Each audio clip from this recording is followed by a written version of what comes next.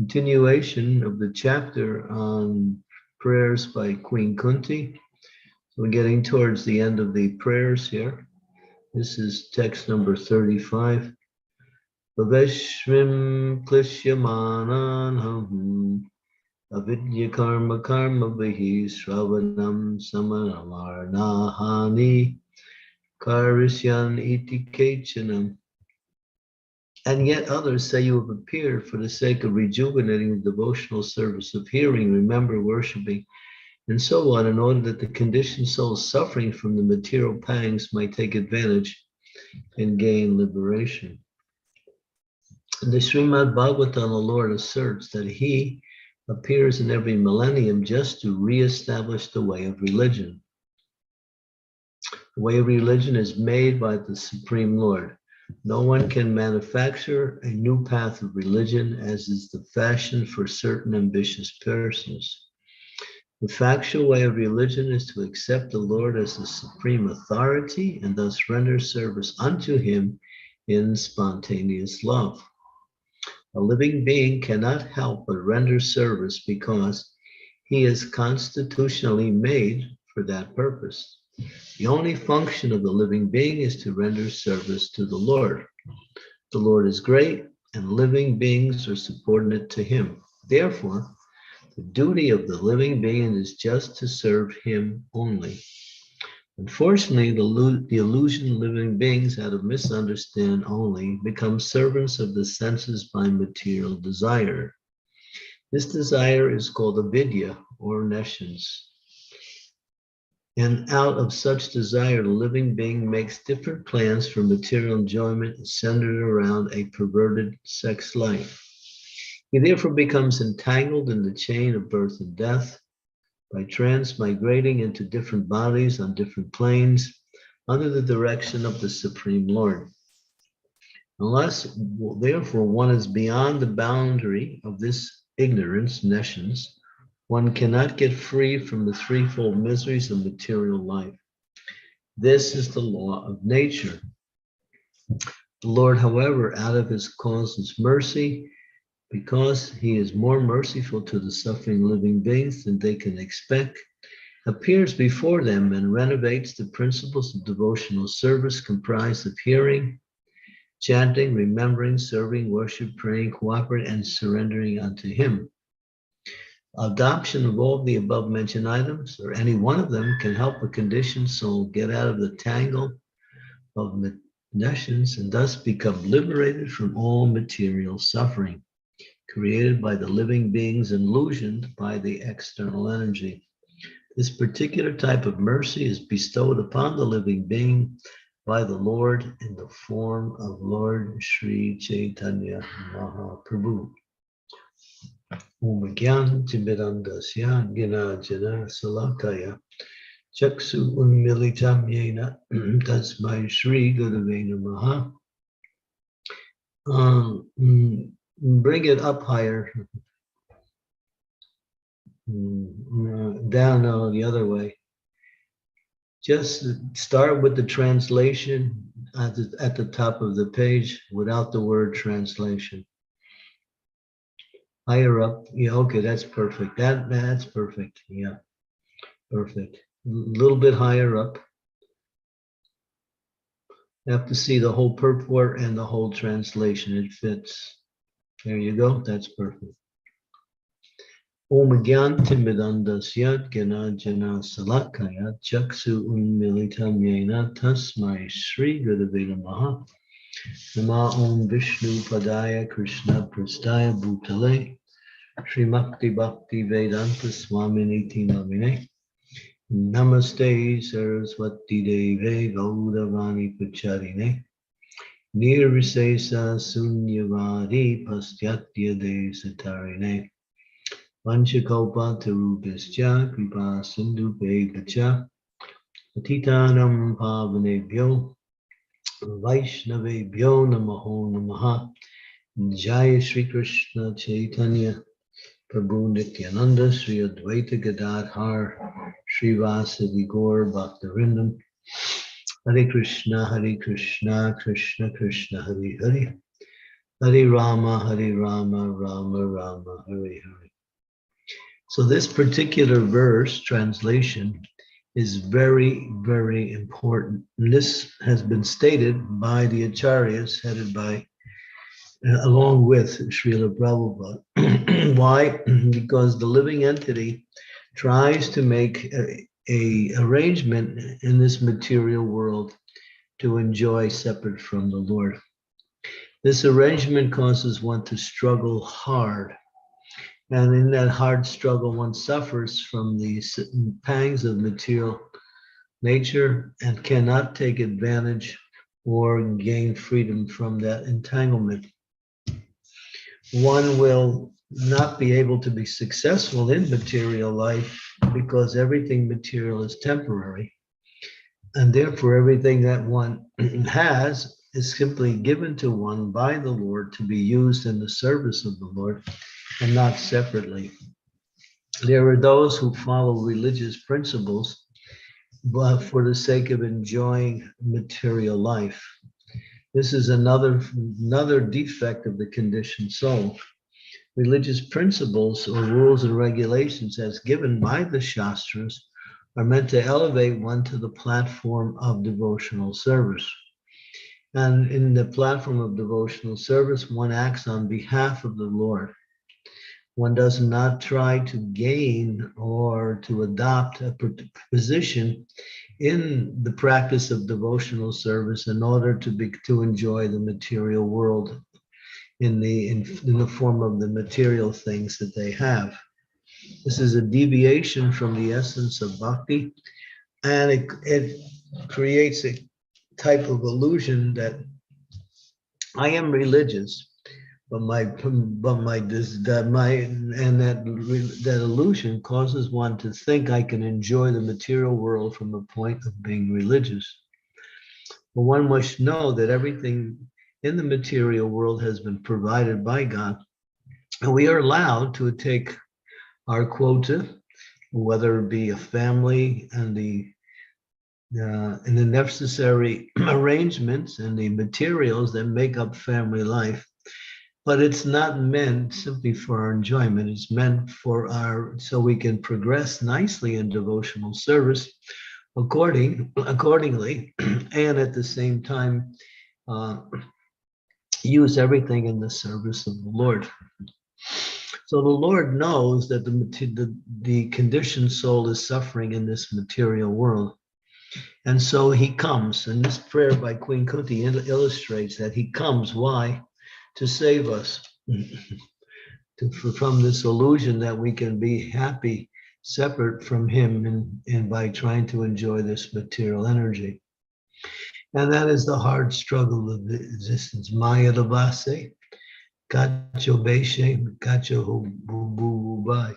The living entity mistakenly thinks that they are a product of this material energy, identifies with their identity along with everything else in the material world. And based on that misunderstanding, one simply struggles hard to achieve a position that is fleeting and ultimately leads to suffering, and that is the material world.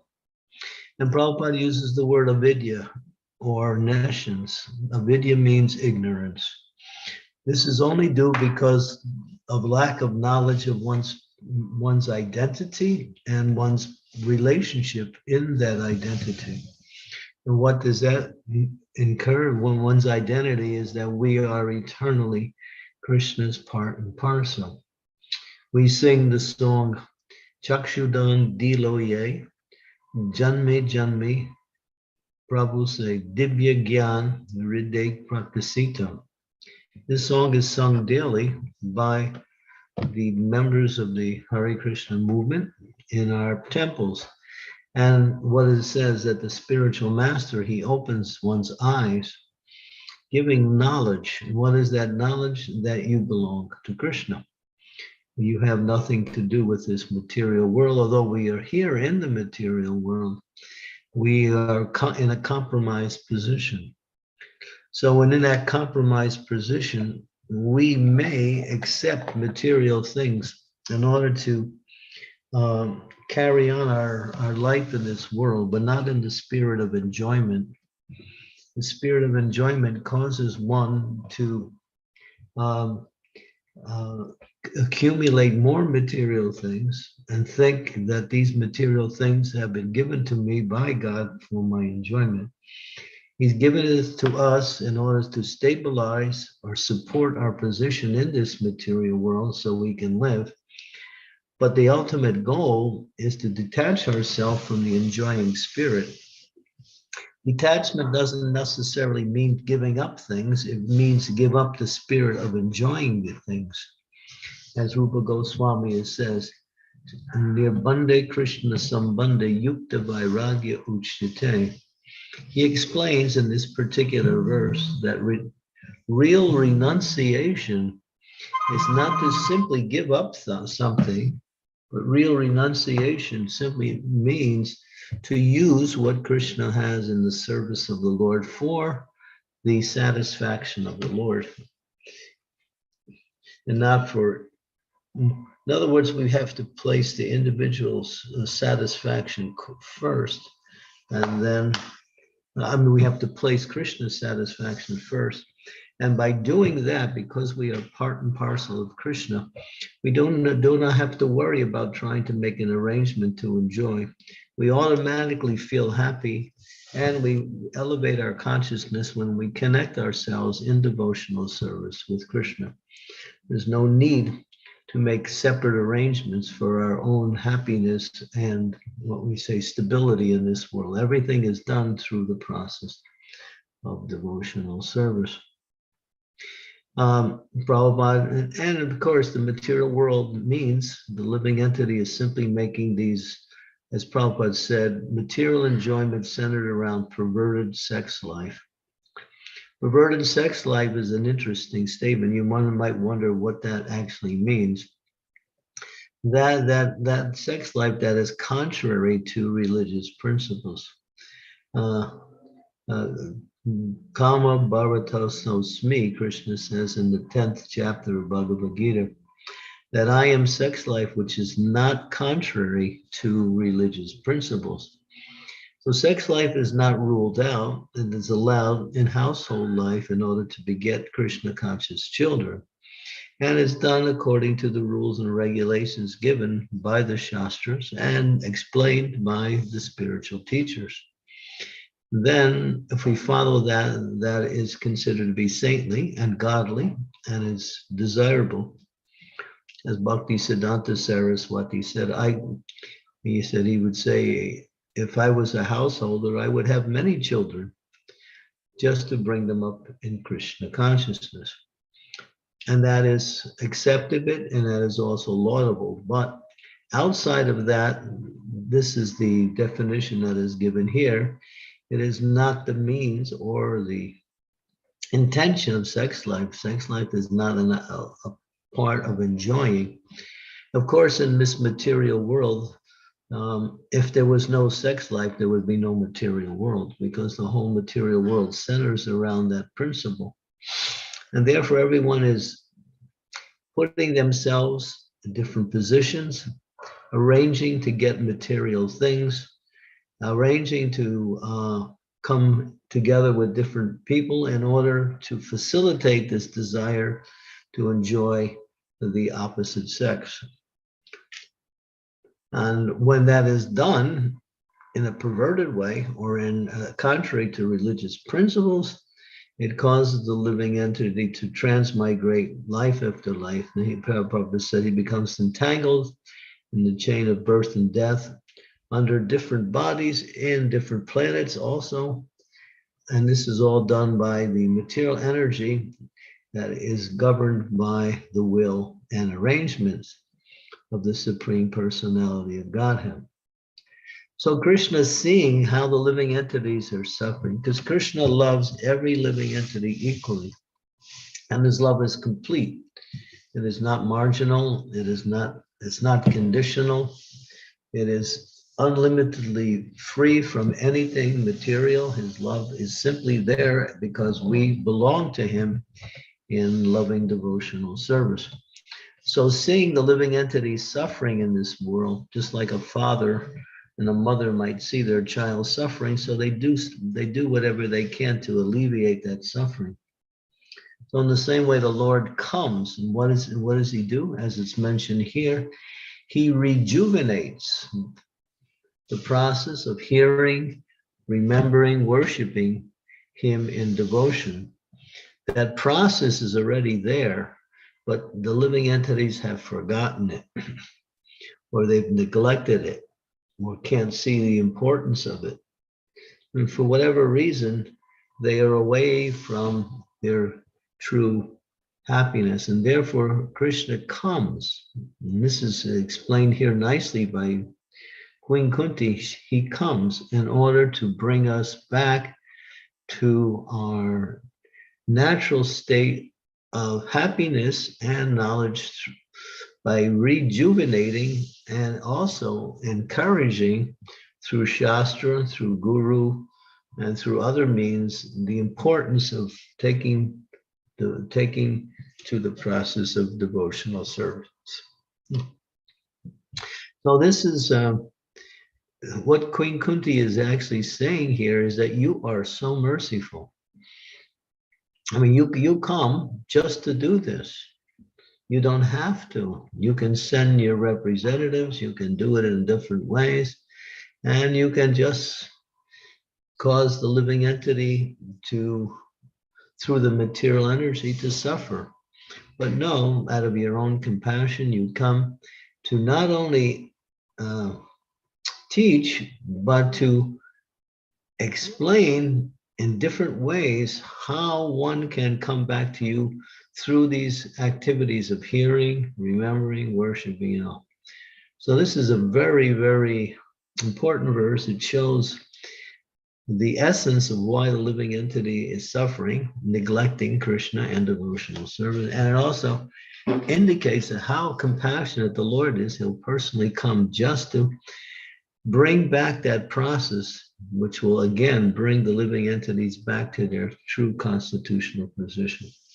So this is a statement of indicating the supreme compassionate mercy of the Lord towards the living entity. Okay, so we'll stop there and we'll open it up for questions.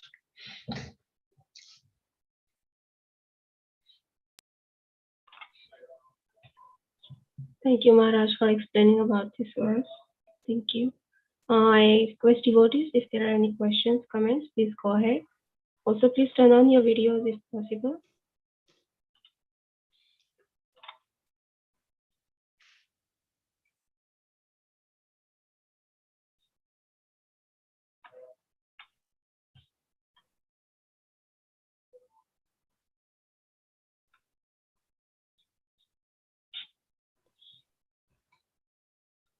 Should I speak more? If there's no questions, I can add something to the class.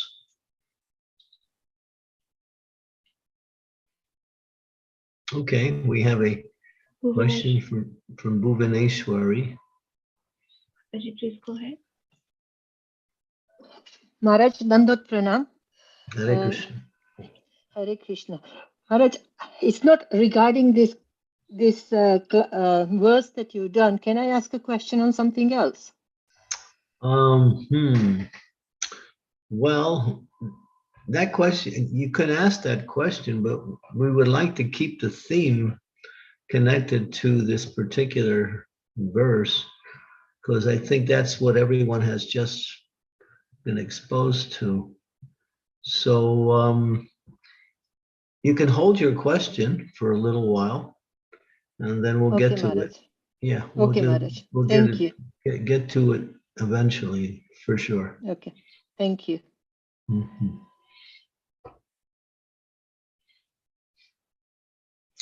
One of the points that Srila Prabhupada makes in reference to this verse is the worship, that the Lord also manifests himself in the form of his deity. The deity is a mercy manifestation of the Lord. It's called Archa Vigraha incarnation. And this element of mercy is very foundational to our development in Krishna consciousness, particularly the emphasis is on those who live in household life. They should establish the worship of the deity regularly in their day-to-day life, either through going to the temple every day and engaging in worship there, or otherwise establishing the deity in their own home and also under the guidance of their spiritual teacher, take up a daily process of worship. And Prabhupada illustrates, how important this is because we cannot help it, to associate with the material energy. And therefore, in that association, our consciousness gets more and more entangled in the daily affairs of maintaining our existence. Therefore, having a deity at home or going to the temple and worship the deity is fundamental in purifying our consciousness. Of course, we chant the holy names of the Lord. What we find, and this is what is indicated, that those in household life are very much busy in maintaining that household, either through the affairs of household life or through occupational responsibilities.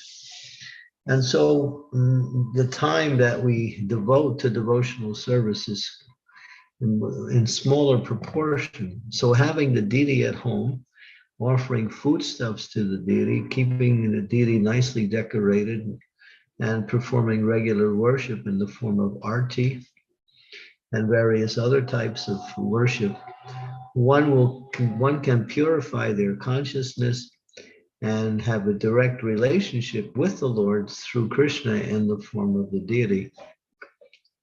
So this is important. And Prabhupada gives both options. Either you do it in the temple on a regular basis or you establish it in your home. So it's important. And the deity is kept nice and clean, decorated very nicely.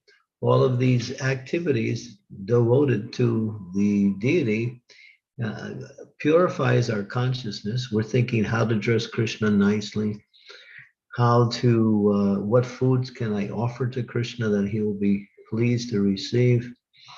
How can I offer those foods in such a way that the Lord will accept my offering? All of these things that absorb our consciousness in Krishna. And that is the whole process, is to become Krishna conscious.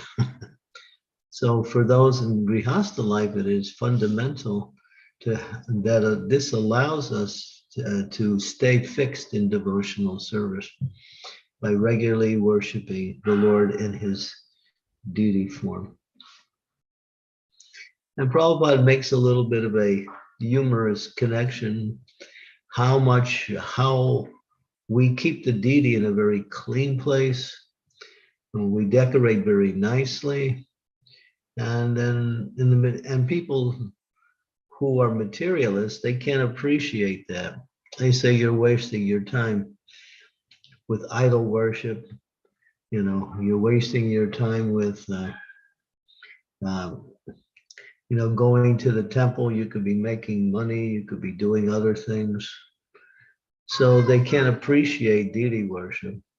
But then Prabhupada goes on to explain, but in many societies, they keep statues in public, and sometimes in city squares and in other places, of different personalities who are great statesmen or war heroes or various other persons. And they also, maybe occasionally, not regularly, maybe once a year, they'll have a ceremony around that person, and all important people will come out. They'll put garlands on the statue, and then they'll worship. But they keep their so-called worshipable deity in public, and the birds sit on the head of the person they're worshiping, and the birds pass stool on it, and it stays there for a long time, becomes hard. And then sometimes they clean it, so they get ready for the one-year worship program. So they could, and they say, well, this is more important. But we're worshiping the Supreme Lord nicely in the temple, keeping everything clean.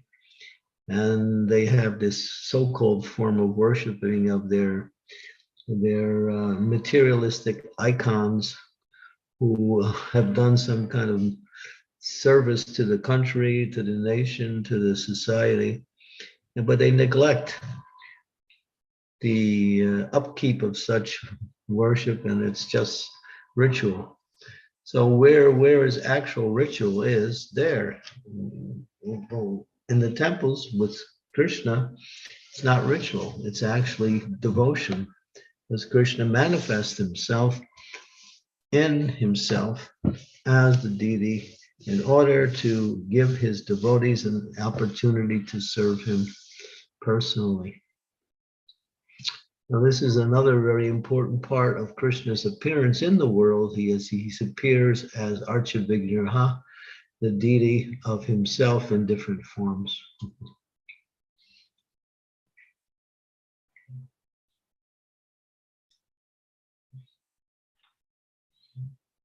Thank you, Maharaj, for explaining about deity worship. I think Namrata Mataji had raised her hand. Mataji, do you have any question on that? Please go ahead. Yes, thank you, Mataji. Please accept my humble obeisance, Guru Maharaj. All glories to Srila Prabhupada. My question is about the deity worship for Grihastas. So some of the working couples, they cannot manage to worship daily. Not worship daily, but to keep their standard of deity worship daily. So can they categorize like they'll do weekly once aarti and bhoga, and like can they take it that way, or they have to do it in daily schedule only? Well, if you're going to keep a deity at the home, you have to eat anyway. You're living at your home, you have to have meals. So why not take a few minutes and offer the food to the Lord first in devotion, then take your meals, because you have to take your meals anyway. So that's also a form of worship, just by offering the bhoga. And then you also purify yourself by taking the prasadam. So that doesn't take more than a couple of minutes. It may be correct in saying that yes, we cannot do regular artis or dressing. Like I have experience with some grihastas, they dress the deities once a week. Some dress every Ekadasi, every, fortnight. And if that's the standard you have accepted or have you established, then you can continue with that. But when it comes to taking our food, we should be able to do that on a daily basis. I don't see why there will be no time for that. You have to prepare it anyway. It takes 5 minutes to put it in front of the deity or say a few prayers. That's all.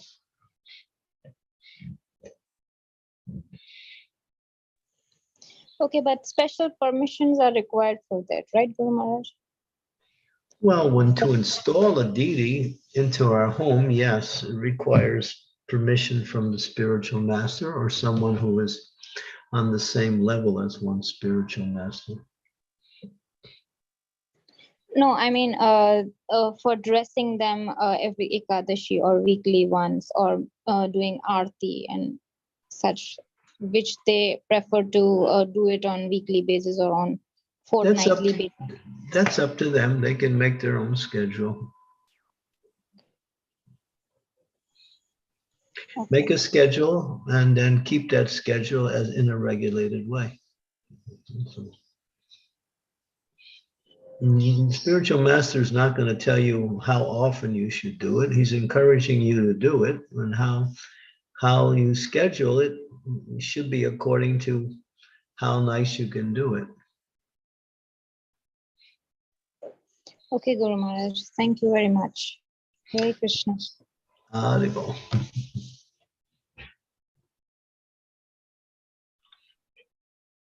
Thank you, Mataji. Maharaj, I have two questions about deity worship. When devotees, devotees get connected to different forms of deities. Like some are connected to Lord Jagannath, some are connected to Gauranitai. So how they can decide that which deity they should welcome home? And also, I had another question. Okay, I'll ask. We'll take that. Well, it's recommended to begin your deity worship with Gauranitai. Okay. Because they are so merciful and they don't accept offenses, even if there's some mistakes. But when it comes to Radha Krishna or even Jagannath, the worship is a little bit more stricter, and one has to be more attentive to making sure everything is done according to scripture, according to Guru. But Gauranitai is a little bit less. You can actually just place Gauranitai deities in front of on your altar, and the worship would be kirtan. You don't even have to do formal dressing or anything. It could be just kirtan. And of course, as I mentioned, prasadam should also be there. Mm-hmm. And that's sufficient because Lord Chaitanya came to awaken and to react to the importance of the Harinam Sankirtan movement. So that's one way to please the Lord very much, is to have kirtan in front of the deities. So we recommend Gauranitai. Also, I have heard that the deities should be gifted by other devotees and they should not be bought. So can you please explain about that? They can be bought under the permission of the spiritual master. There's nothing wrong with it. Okay. Thank you, Maharaj. I see one question in the chat. I think it's from Devanand Prabhu. Hare Krishna, dear Gurudev. In smaller communities, temples can have problem with maintaining the deity worship because the congregational devotees have their own deities and they take that as a reason not to come to the temple. Any comments on this? Should we Prabhupada wanted us to make the local deity the main form of our worship, the local temple deity. But for those who cannot come, and there should be some honesty there, cannot come because of responsibilities, then they can have the deities at home. But it doesn't mean you neglect the temple deities. You should go at least once a week to worship the temple deities. That would be minimum anyway. So this is a question actually from Rishabhdas Prabhuji, sorry. So there is a second part to that question. He's asking, should we in that cases promote more the devotees, especially close to temple, to do deity worship in the temple than at home? I didn't catch the question. And who's it from? Rishabha Prabhu. What does it say? What does he say? Should we in that cases promote more devotees, especially close to temple, to do deity worship in the temple than at home? That's the encouragement.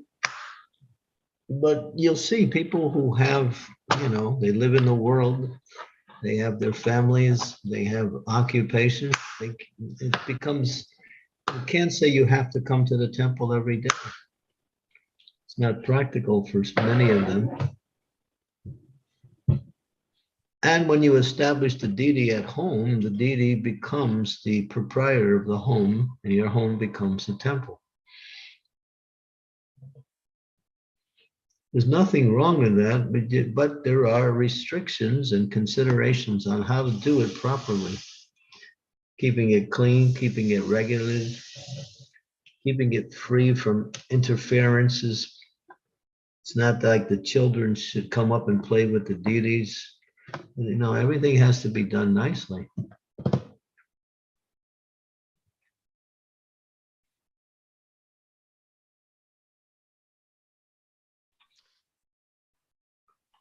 I mean, majority of our grihastas around the world have deities in their homes. It's just natural. And that's fine. But that doesn't mean they should neglect going to see the deity in the temple.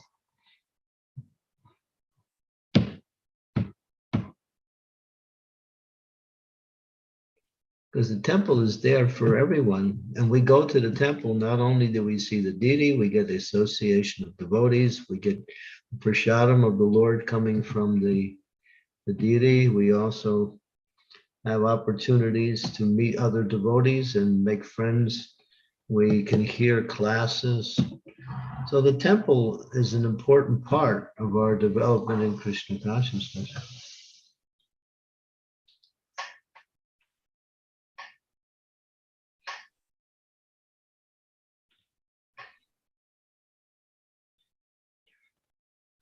Thank you, Maharaj. We have Radha Vinodini Mataji. Please go ahead, Mataji. Hare Krishna Guru Maharaj, please accept my humble obeisances. All glories to Srila Prabhupada and all glories to you. My question would be that is any kind of form of the Lord considered to be a deity? So like pictures and statues are deities, or is there any difference? Because, for example, I don't understand if there is a difference between installed deities and not installed deities, or is just a matter of standards? Is the difference? There's principles for both, but wherever you see the form of the Lord, that's also the Lord. Mm-hmm. Because the form of the Lord is not. Sometimes you see the form of the Lord on a train station. They paint a picture of Lord Jagannath on the train station. That's also the deity in one sense. But for pictures and paintings, the standard for worship may be less. But for an actual deity, now installed and installed, uninstalled is should be understood in connection with Shastra. If one is worshiping their deity at home, it doesn't mean that deity is uninstalled. Regular worship is another form of installing the deity. So when regular worship is continuous, then that deity is considered to be installed. To use the word, in other words, the worship is authorized. Thank you. Connected to this, I would also like to ask that you mentioned these statues which the non-devotees have. So I actually till now didn't consider them the deities of the original person, but are they, or is just that matter? Yeah, they are, but at the same time, Krishna comes through based on devotion. Mm-hmm. So for them, it's just a statue. But for one who worships devotion, and Krishna reveals himself. Thank you very much for clarifying that. Yeah, devotion is the element of understanding. Thank you. Hare Krishna. Mother Bhuvaneshwari, would you like to ask your question?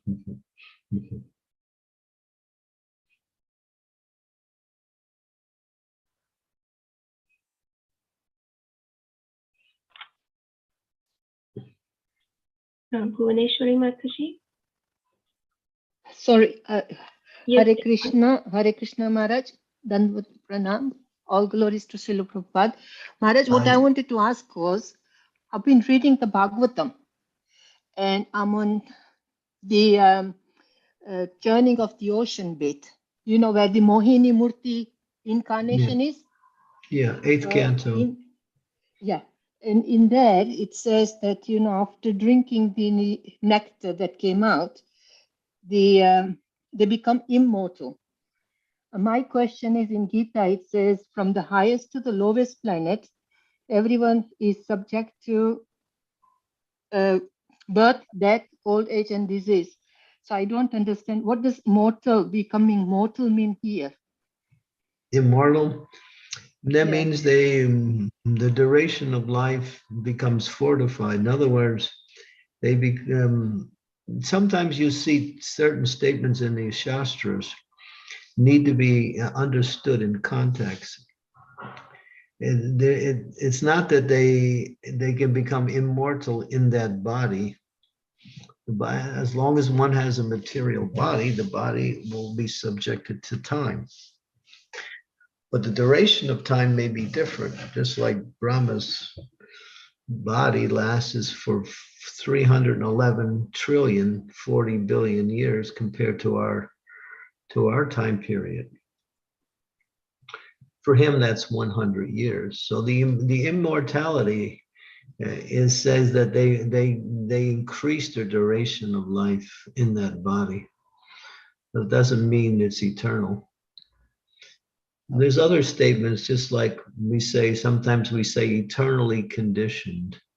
It's called, the term is nitya buddha. Buddha means conditioning and nitya means eternal.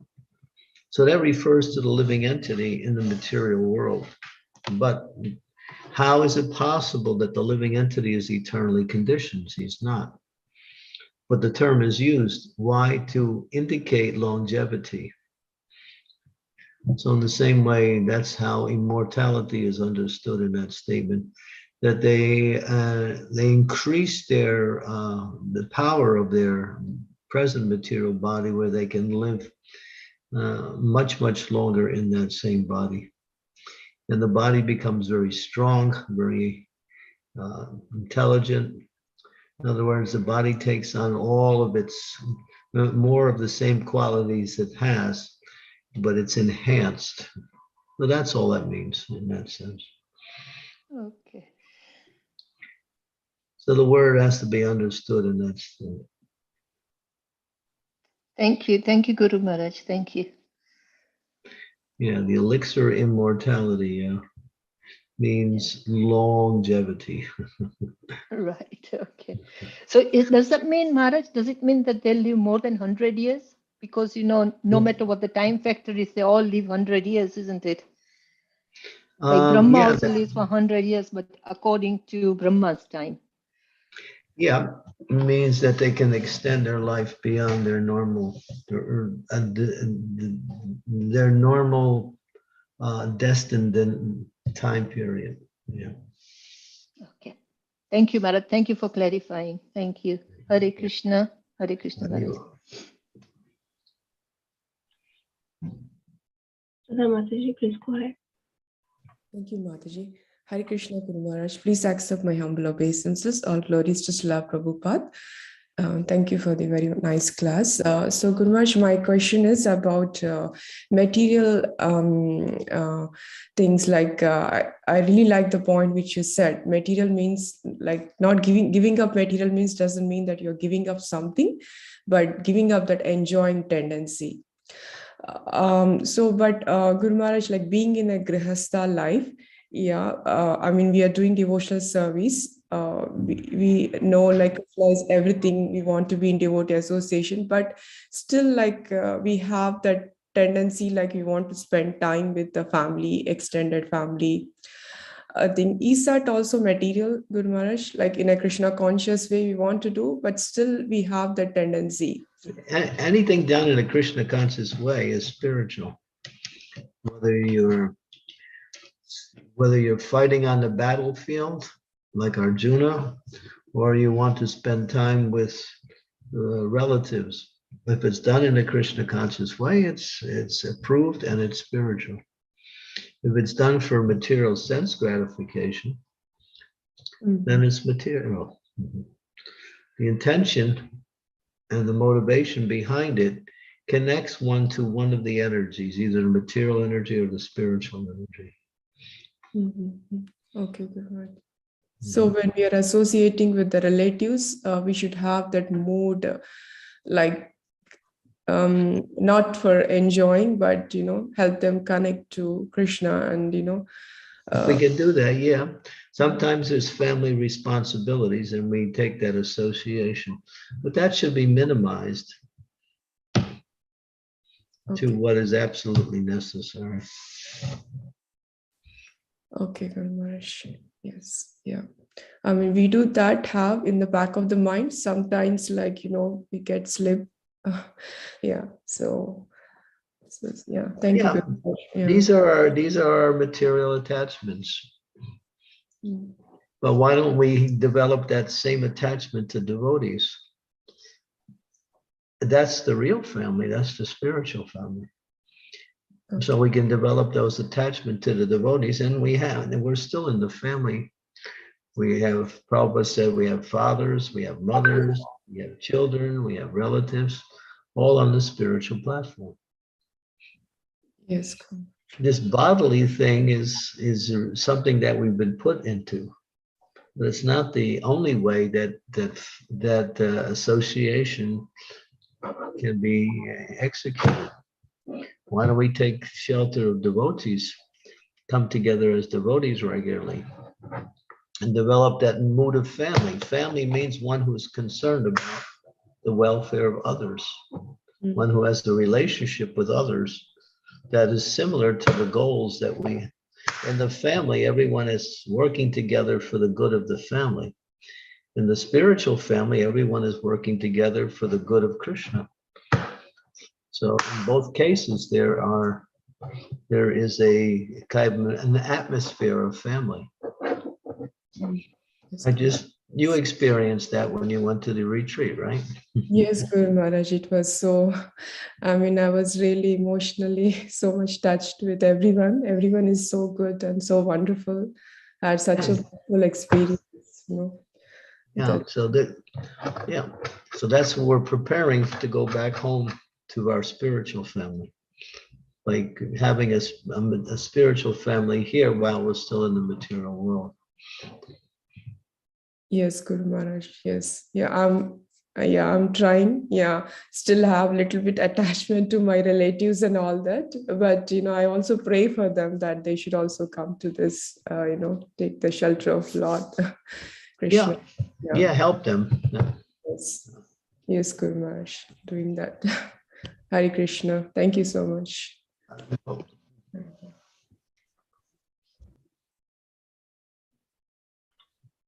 Thank you, Sudha Mataji. Are there any more questions from any devotee or any comments? Swaha Mataji, please go ahead.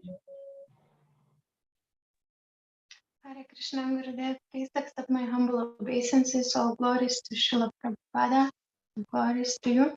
I have some question not related to the topic, but about the mind and Maya.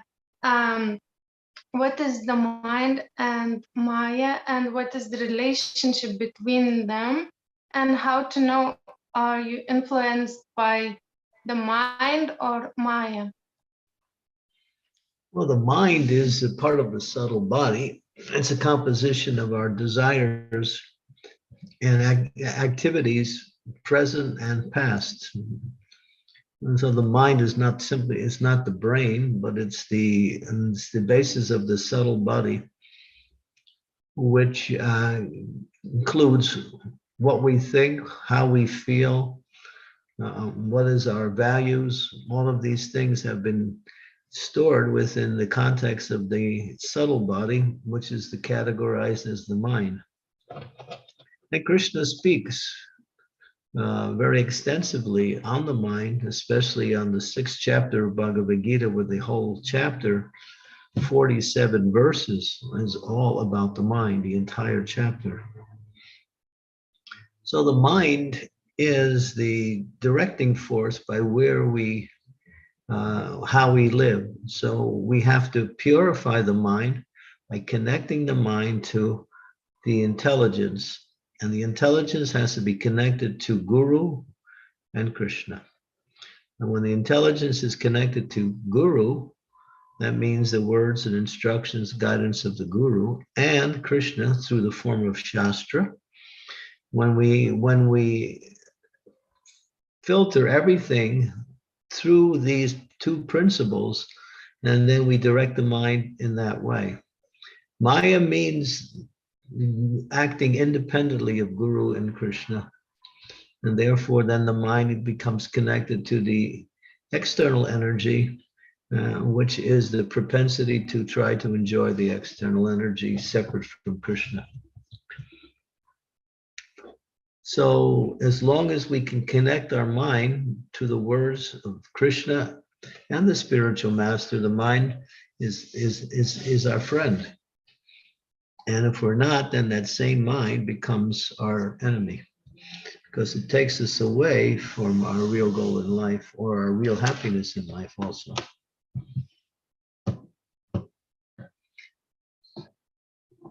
Mind is very complex, though. It's not so easy to understand. But the activities of the mind are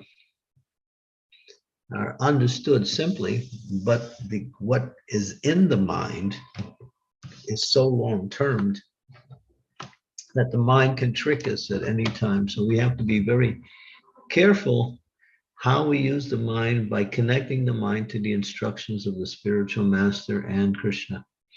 That means Guru, Sadhu, Shastra.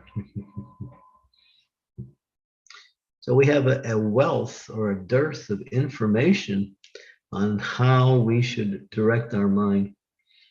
So the essence of our mind is to remember Krishna. So do those things that cause us to remember Krishna.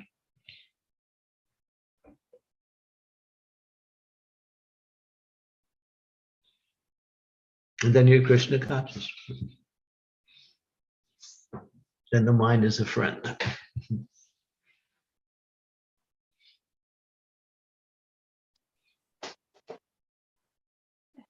Thank you very much, Gurudev. We will, but you have to work on it. It's not so easy. Yes.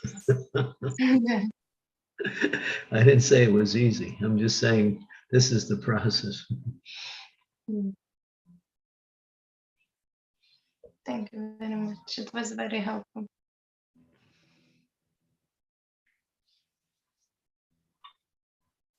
Thank you, Mataji. If we take association with devotees, then it becomes more natural.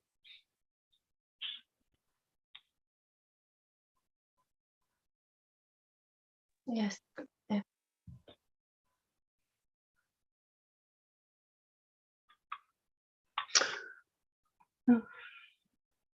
Are there any more questions from any devotees?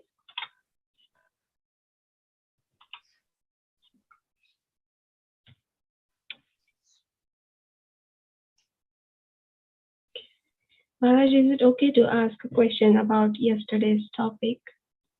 Yeah.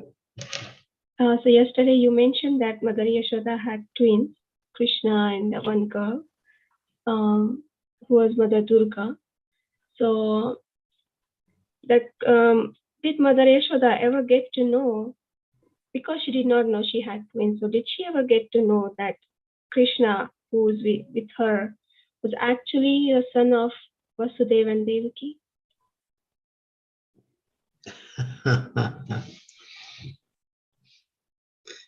Vasudeva was very careful to indicate to Nanda Maharaj when they met. This was right after Putana had attacked. Nanda Maharaj came to see Vasudeva in Mathura. And also, but they were very careful to let them know that you were very fortunate to have Krishna as your son.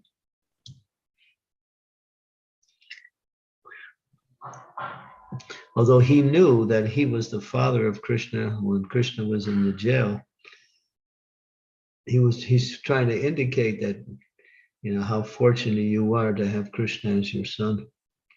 So that their whole conversation centered around that. So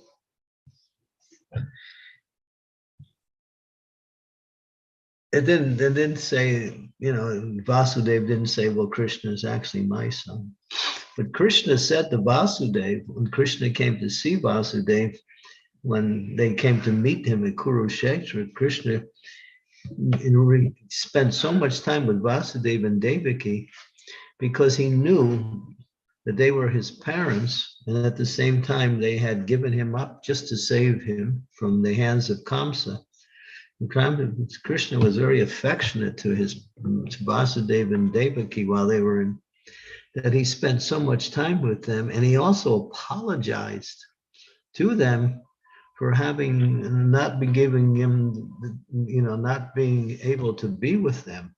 And he showed so much love for his parents that they were overwhelmed with gratitude and love for Krishna. So it was very sweet, but no one was claiming that I'm the parent of Krishna and you're not the parents of Krishna. No, it wasn't like that.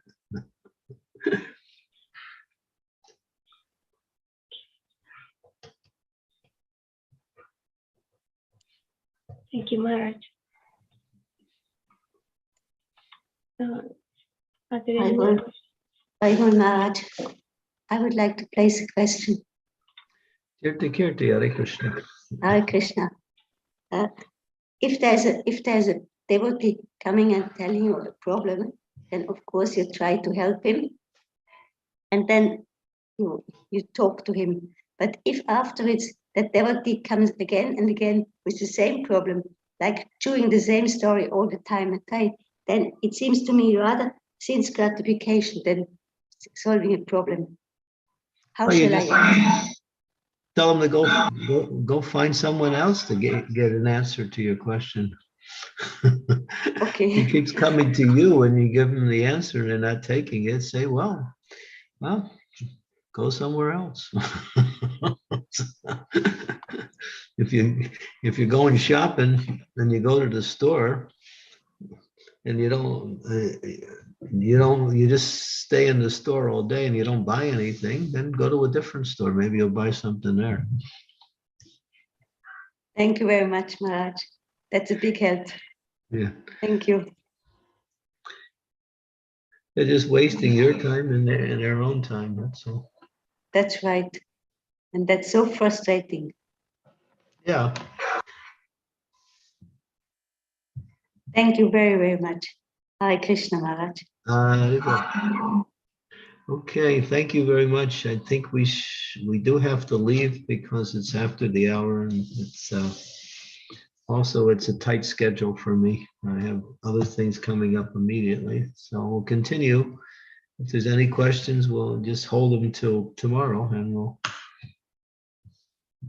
continue. Sure, Maharaj. Thank you so much for your time. Thank you very much. Thank you very much. Srila Prabhupada ki jai. Srimad Bhagavatam ki jai. Prayers by Queen Kunti ki jai. Gurudev ki jai. Thank you.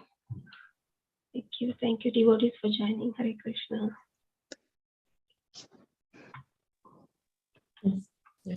Thank you, Mataji. Thank you. Hare Krishna. Hare Krishna Maharaj. Thank you. Thank you, Mataji. Thank you very much. Hare Krishna Mataji. Thank you. Thank you, Maharaj. Hare Krishna. I will end the call. Hare Krishna.